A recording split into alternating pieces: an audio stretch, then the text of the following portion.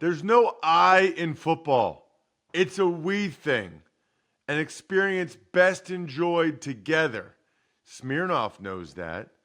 That's why it's the perfect vodka for crafting delicious cocktails, easy to make and versatile for any and all fans over 21. They got a lot of good things going. It's the world's number one vodka. It's an official vodka partner of the NFL. It's award-winning vodka, and they started in 1864. Grab a bottle of Smirnoff at your local retailer and head to Smirnoff.com to find recipes of delicious cocktails perfect for game day. Please drink responsibly. Smirnoff number 21 vodka, distilled from grain, 40% alcohol by volume. The Smirnoff Company, New York, New York. Please do not share with anyone under the legal drinking age. Running backs are so cheap, even the top ones. I mean, top running backs are making barely $10 million a year. Henry is making a lot less than that. He's paying a quarterback $60 million. He's paying a receiver $33 million. You know, again, it's a cop-out. You're tuned in to the Ross Tucker Football Podcast, guiding your gridiron journey, none other than your host, former NFL lineman, Ross Tucker. Oh, yeah, it is. But it's not just any Ross Tucker Football Podcast. It is a Wisdom Wednesday with my man, Andrew Brandt. Really looking forward to talking with Andrew again. It's been way, way, way too long. Just like I'm looking forward to giving out some winners in a couple days. Listen, just engage with that Ross Tucker pod in any way on any platform. We see it and we send you stuff. Or westshorehome.com/Ross, futurefans.com. Use the code Ross. Anything where there's a code, take advantage. Send it to me, Ross at rosstucker.com. You can be a winner. Love those of you that watch us on the DK Network or youtube.com/Ross Tucker NFL. More and more patrons, aka Tuckheads, on our private Slack channel every week. Robert, Onishe, Dan Wepler, Matthew Thomas, come on down. Patreon.com/RT Media. It's Big Show time. The Big Show. Well, it has been way too long since we did one of these. It's funny because there's been like several weeks where I've been trying to connect with my guy, Andrew Brandt, the host of the Business of Sports podcast, which this discussion is being simulcast on. Obviously, one of the biggest and most popular sports business podcasts in the country. I'm Ross Tucker. I think most of you know that, but I'm sure there's some of you that just listen to Andrew's Business of Sports. Former NFL offensive lineman, 5 teams, 7 years. Andrew used to come on every week. Now he's got his own shows. Doesn't come on every week, but still need to get him here on the Ross Tucker Football Podcast in conjunction with his Business of Sports podcast from time to time to talk about some of these things. And I guess top of mind for me, Andrew, is the Haason Reddick situation with the Jets. I'm going to start with just a blank canvas. I don't want to ask you a leading question. I feel like we could do the whole segment, the whole show, just on this situation because I find it fascinating. But what's sort of been your take so far as we have a guy that looks like he's going to head into his 4th game check that he's skipping this week? Always good to be with you, Ross. These are great when we can hook up. As you said, we did this for so long, and now we each have our own podcast. So, again, for people on the RT podcast, if you don't know me, I'm Andrew Brandt. I have a varied career as an agent, team executive with the Packers, media, academia, man of all seasons. And I really enjoy coming on with Ross. I don't get Haason Reddick. I was an agent. I just mentioned that. There's no way in my mind that I could advise a client to miss out on $800,000 a week. It's money you won't get back. There are a couple of things I think about here. We've talked about this way back in, I think, months ago. What happened? When he was traded from the Eagles to the Jets, what was the conversation between Reddick and Reddick's agent with the Jets? If it was from the Jets saying, just get over here and we'll do a new contract, okay, that's on the Jets. If it was Reddick saying, I'm good with the contract, I'll play it for you, then it's on Reddick. My sense, Ross, is there was some kind of loosey-goosey conversation that didn't get locked down, and this is the cause of the problem. there was some conversation in my mind between the Jets and Reddick's agent that, yeah, we'd love to get him here if he plays well, or if things go well, we want to get a new contract, but let's just see what happens, which maybe Reddick took to believe he'd have a contract adjustment. But obviously, in the words of Cool Hand Luke, we have a failure to communicate. Again, I don't know if this is a Jets misleading or a Reddick not understanding, or just some kind of feeling like there's been bad blood. And the last thing I'll say is that I know Howie Roseman and the Eagles. I don't understand how they keep getting team-friendly deals. This is a guy making $15 million a year when top pass rushers make twice that. So an Eagles team-friendly deal is not biting the Eagles in the butt. It's biting the Jets in the butt. But again, I don't know how he turns his back on $800,000 a week. Okay, so there's a lot to get to here. You know, first of all, and I think we've talked about this before, he's from Philadelphia. The Eagles have a really good team. If he was going to play for $15 million this year, the Eagles would have just kept him. If they thought there was any chance of that, the Eagles would have just kept him and then let him go and get a comp pick back. I mean, yeah. So when the Jets made the trade, I thought, well, first of all, I thought he'd get a contract that day. Then I thought for sure it was coming in a week or so. Then I thought, worst case scenario, it'll come before the season starts. I am just blown away because evidently it feels like this has gotten personal, Andrew. I can't imagine it would go this far unless it has gotten personal, right? And it's like it's between the agent and the GM. I mean, the Jets GM and head coach are on the hot seat. They have to win this year. I am amazed that they haven't made some type of adjustment to get Reddick in there financially. It's not their money. It's Woody Johnson's money. So I'm blown away by the Jets side of this from a lot of different angles. But then from Reddick's standpoint, he's cost himself so much money now, Andrew. We've seen so many other players have successful hold-ins, right? Where they show up and, maybe they're just there working on a new deal, or they show up and then there's some type of minor injury. You can decide for yourself whether or not the injury is real or not. Him not doing that has allowed them to fine him for all the days missed, which they have to. They Right. have to fine him. They can't forgive those fines. The preseason games are hefty fines. Now he's missing game checks. I mean, I don't know if this is his agent or if this is what Reddick wants to do, but I don't know how you, in good conscience, seeing all these other guys holding in, most of whom, by the way, got new deals, or in Jamar Chase's case, got close to it, and Reddick doesn't do the same. I don't understand really what anybody's doing in this situation, Andrew. You know, it's interesting because you just mentioned it. If you're a rookie contract person like CeeDee Lamb, like Brandon Ayuk, you can get those fines waived. And if CeeDee Lamb had no reason not to skip camp because he knew the fines were getting waived, probably the same with Ayuk. But if you're a veteran, as you just said, you can't get it waived. So if the Jets say, oh, hey, come back, we won't fine you millions of dollars, they can't. The NFL will not allow them. It's in the CBA. This happened with Trent Williams. It happened with Chris Jones last year. I don't get it. I always say to you, Ross, in the offseason, hey, don't worry, they'll be there. Even if it's a hold-in that works out, he'll be there. This is rare.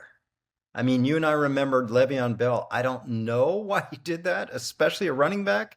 Never made up that money. Just a total loss of a short career. And Reddick's going through the same thing. We'd like to hear from him. We'd like to hear from the Jets. The backstory to me is this story. What happened? You know, I've talked about when you do a deal for a guy on a last year of his contract, get a new contract. It's your leverage point. It's when you can get a good deal. And they didn't do it. I mean, even if they say to him, hey, here's a $5 million sweetener for 2024. I mean, like you said, that's a pittance for a heavy pass rusher like that. So I don't know. I'll put an over-under on that it gets done by first week of October. I mean, it just seems to me it's ridiculous. I mean, especially when you're a GM and a head coach on the hot seat, Yeah. and every week matters, every game matters, and he could be the difference in the game. It's like a really bad game of chicken that nobody's winning.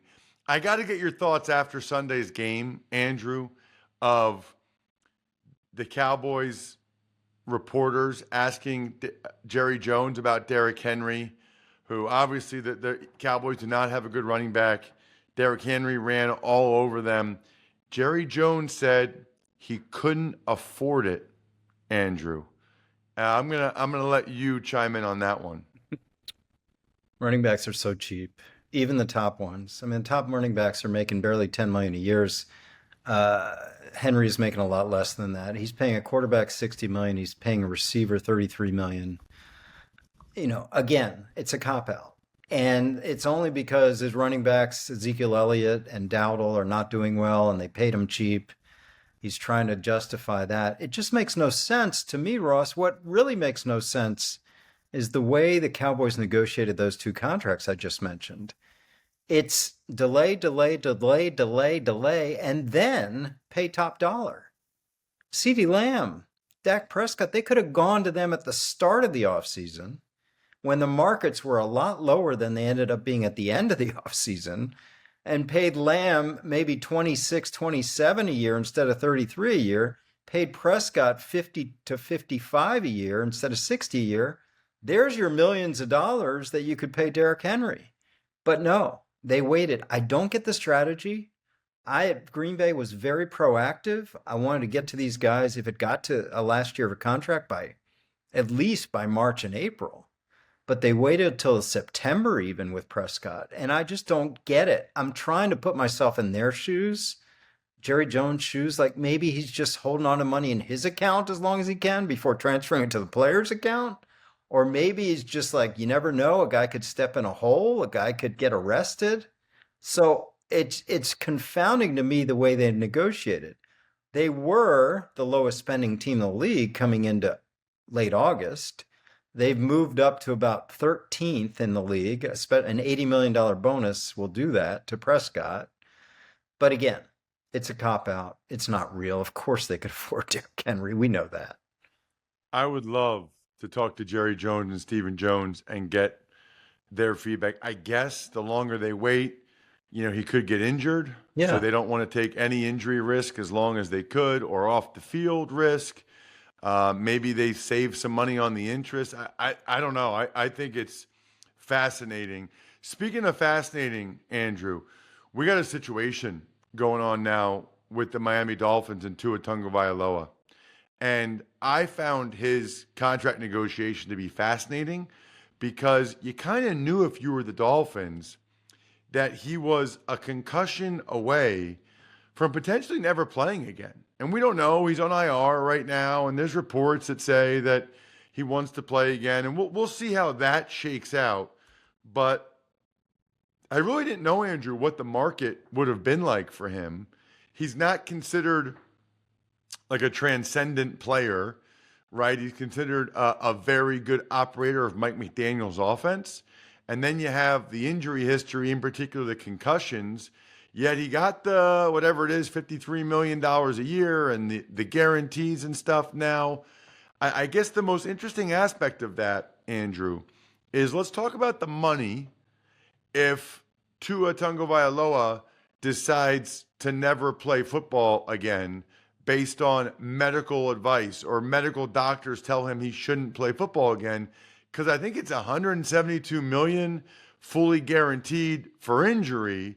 But there's some semantics there. He can't really say he's retiring, right? Talk to me about that. Yeah, let me explain that. By the way, he got this deal the same day as the same day as Jordan Love. Same agents. Love's contract's structured much differently. It's much more front-loaded. But by year 4, they make, guess what? The exact same money. So if both of them play 4 years, Tua and Jordan Love make to the penny, the same money. Okay, let's go through it, Ross. If he retires in the next few weeks, whenever, it's $42 million this year on a bonus and $1 million salary, so $43 million and change. Now, I would like to say he keeps that, but technically, the Dolphins could go after the prorated amount of the bonus not allocated to this year. And that allows, that just prevents anyone from walking away after a big bonus. You can go after the unprorated amount of the bonus. So if the bonus is proration is 8-something million a year, they could theoretically go after 32 million. Do I think they would? No, I don't think they would. So if he retires, chances are he walks away with $43 million. If he continues to play, he's got 2 years of, how I talk about contracts, full guarantees. So that's 90-something million dollars. And then the third year is guaranteed for injury right now, up to, like you said, about $167 million. But to get an injury guarantee, you have to be deemed unable to play in that year from a previous injury. So at this point, Ross, we'd have to be saying Tua can't play in 2026 due to a concussion suffered in September 2024. That seems to me a bit of a stretch. So before we start talking about triggering the injury guaranteed money past year 2, I think we have to wait a while and see what he wants to do. I think, and I'll ask you about this, he wants to play. And he's going around doctors, and of course, some may say no, some may say yes. They're all going to say it's your decision. But you tell me, he's a 26-year-old coming off a great season that just, signed a big contract. Yes, he wants to play. And they're taking this IR, which is a great period of 4 or 5 weeks. Great. But to me, I'd be shocked if he doesn't continue to play. I'd be surprised if he plays again this year.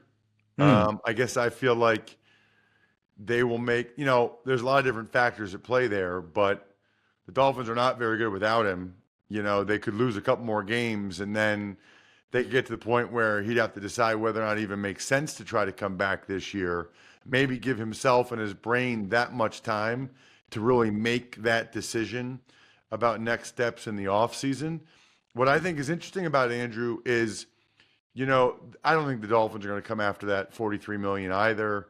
So I think that's like 70-some million maybe he's made or will have made in his career or close to it. He said a couple years ago that he thought about stepping away from the game after he had those 2 or 3 concussions in 2022. What's happened since then is he's had a child or 2. Yeah. I know he's married. I know he has 2 kids. I don't know when he had the first one. And he now has basically lifetime financial security. So he had to ask himself, I think, in my opinion, some really hard questions about why he wants to continue to play, right? Because it's not really about the money anymore. It's about the love of the game. Okay.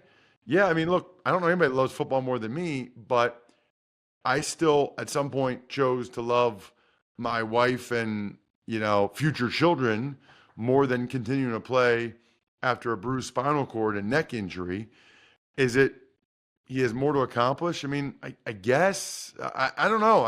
I think it's a really, really interesting situation. You're probably right that I think he'll sit out the rest of this year and then he'll try to play next year. I know this. I've talked to a lot of people, Andrew, that don't want to see him play football again. They don't want to watch it. But I think I'm going to say this, I think your experience is probably more the exception than the norm. I think even, let's put aside the money. You're going to say that a 26-year-old who's going to be feeling great, I think he is, in a month, or let's say even in 3 months, in January, is going to walk away?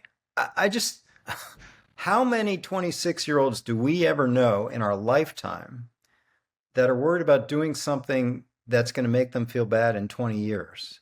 That's going to make them feel a little bit less of who they're going to be at age 45 or 50 or 60.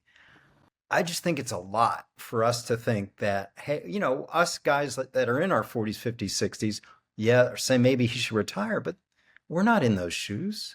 Who's not going to want to play at 26, even if he has a lot of money? I don't see it. That twist you just talked about, taking off the whole year, I don't believe that either, but it'd be interesting to see that.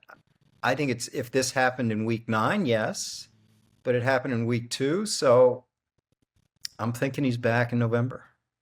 Speaking of quarterbacks and ailments, Andrew, I did want to ask you, since it just came out yesterday, about Brett Favre Yeah. announcing that he's been diagnosed with Parkinson's disease. Obviously, I know you guys spent a lot of time together during your time in Green Bay. I'm a little shook, Ross. I was around him my entire 10 years of the Green Bay Packers, and I'm having some personal, I don't know what the word is, because this was a time we didn't know about concussions and future dementia and future issues. We didn't know. I mean, there was not even a committee out there. There was not the awareness, the consciousness about repeated head trauma. There was not the subconcussive impact discussion. There was nothing about CTE. There was nothing about brain imaging. And I know Brett played through everything. He was the most reliable player in the history of the league. We knew as a franchise he was never going to miss a game. Whether it was ankle, foot, wrist, shoulder, and, now thinking back, head. I'm floored, because when he sort of says as an aside in testifying to the House Ways and Means Committee yesterday that I've been diagnosed with Parkinson's, I'm like, oh, that hurts. I was part of an administration that oversaw what he is now saying a serious illness developed from. I may be taking it too seriously, but this is a serious disease. I feel for Brett. He was a great guy to have in our team. I actually changed next to Brett because Brett was too big to be in the players' locker room. He'd get mobbed every time he was in there, so he changed in our staff room. So his locker was right next to mine, and knew him well and feel for him in this diagnosis. You got to check out the Business of Sports podcast every week. It is fantastic. To my knowledge, there's nothing else out there like it, with a guy with Andrew Brandt's background, probably because there's not anybody else out there like Andrew Brandt with his background. Check him out on social media at Andrew Brandt. I'm Ross Tucker, former NFL offensive lineman, broadcaster. Get a chance to call 1 or 2 games every week. Do the Ross Tucker Football Podcast daily, and love doing it. At Ross Tucker NFL. We are at Ross Tucker Pod. Andrew, always great to chat with you. Thank you so much. Great, Ross. Always love seeing you on the dial this time of year and hearing you. And people, check out Ross's podcast. If you haven't checked out my podcast, I think you'll love them both. Thanks, Ross. Felt good to talk with Andrew Brandt about all those things, just like it felt good to know that West Shore Home is coming to my house again today. We might do our windows. We might do the door coming into my office, garage, studio type situation. But we've had so much success, such a pleasurable experience working with those guys, that we're not even doubling down. We're tripling down. And you guys right now, this week only, by the way, you get free installation, 60 months, 0% interest. Remember the last few weeks when it was 48 months, 0% interest? 60 months, what is that, 5 years? No interest, plus you get an extra $500 off. westshorehome.com/Ross. That's westshorehome.com/Ross. They're literally coming to my house today, and my wife is very excited. I'm so excited I might have some Labatt Blue Lights, because I absolutely love drinking Labatt Blue Lights with friends, family, listeners, whoever, I don't care. Live life to the power of we. Always enjoy responsibly. Beer, Labatt USA, Buffalo, New York. All right, Ross. Chargers safety Derwin James. He is suspended by the NFL for the Chiefs game, and the Ravens, they are signing edge rusher Yannick Ngakoue. Dude, I even put the pronunciation in there. It's Yannick. I went from muscle memory. Yannick Ngakoue. Literally, just so everybody knows, I put Ya-Neek, En-Gak, En. What am I even doing here if you're not going to do the pronunciation that I give you? Because I've known him since he was in Jacksonville, and I swear I've heard it all the time as Yannick. No, you're wrong. It's always been Yannick Ngakoue. I've done a million of his games. Anyway, we don't have time for this. This comment is presented by Labatt Blue Light. It's my Labatt take, the pristine Canadian Pilsner. Enjoy your beers together so you can live life to the power of we. Always enjoy responsibly. Beer, Labatt USA, Buffalo, New York. The Derwin James suspension's an interesting one. On the one hand, the hit on Freiermuth wasn't that egregious. It wasn't that bad. Didn't look to me like it rose to the level of suspension worthy. However, he's got like 5 unnecessary roughness penalties over the last year or so, and basically they're not giving him the benefit of the doubt. If it's close, they're going to punish some of these guys like Kareem Jackson that are frequent offenders, and that's what happened to Derwin James here. Got some injuries to get to. Steelers offensive tackle Troy Fautanu, he's out. Lions defensive lineman Marcus Davenport. Bengals right tackle Trent Brown. Raiders safety Marcus Epps. And Niners defensive tackle Javon Hargrave. They're all done for the season. Did you just say Davenport? Did you do that on purpose? Are you messing with me now? Marcus Davenport. Was that on Davenport? Was. What are we even doing here? Send your resumes for being my producer to ross@rosstucker.com. I literally write out the pronunciation and he goes against it. And now I think he's just Davenport. I think we're done here. It is Davenport. Thanks for tuning in to the Ross Tucker Football Podcast. Make sure to also check out Even Money, Fantasy Feast, and College Draft, all on the DraftKings Network on Samsung TV Plus, YouTube, or subscribe to the podcast on your favorite platform. Shout out myfrontpagestory.com, where you can get a story for anyone, even your producer who's terrible at pronouncing names. Myfrontpagestory.com. Jack might need a story written about the positive things he did when he's no longer the producer of the Ross Tucker Podcast Network. Backofficescheduler.com, HumanHeadNYC.com, Sporticulture, Pizza Boy Brewing.